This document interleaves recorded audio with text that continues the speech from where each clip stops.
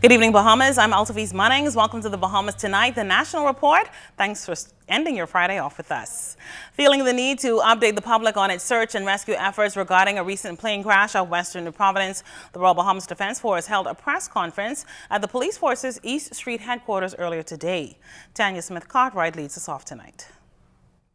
The Commodore of the Royal Bahamas Defense Force found himself in deep waters today when the Fourth Estate pushed him for answers pertaining to the recent plane crash involving pilot Byron Ferguson. Since the crash, the Ferguson family and the public generally have been very dissatisfied by the search and rescue efforts of the Defense Force.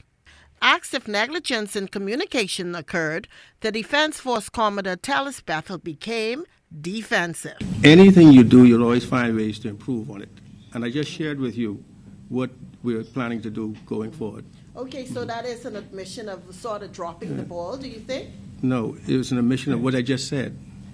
Which is dropping the ball in a sense? No, that's what you said. Asked how long the search will last before being called off, the Commodore made the following statement.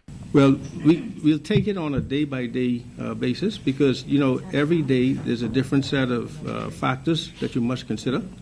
And so we will continue, especially with the most recent find this morning by our dive team members. So even that has to be analyzed and we'll make a determination. Lieutenant Commander Sean Pinder, officer in charge of the search and rescue mission, said the search never ended and his team was on point with procedure. Recognizing that we cannot predict when the call will go out for our vessels to respond, the vessels that responded were not necessarily on full tanks. At some point, after they would have exhausted 4 hours after into the search, and had to continue to make preparations for divers to do a more intensive search, they had to return in. And so our efforts continued in earnest. And we had to return to replenish and to ensure that our fuel, our personnel, the divers were embarked, the right equipment was embarked, and so there was always, throughout the entire process, search efforts going on. ZNS tried to probe further into reports that the distressed pilot spoke to air traffic controllers requesting to land at other airports before he came in the area of New Providence. But that request was denied. Could I just ask Mr. Major a quick question? Can I? At this time? No, it's vital to my report. We're gonna come back.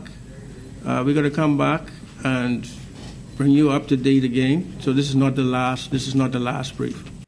As to the fate of young Byron Ferguson, we are all still unclear. This is Tanya Smith-Cartwright for ZNS Network News.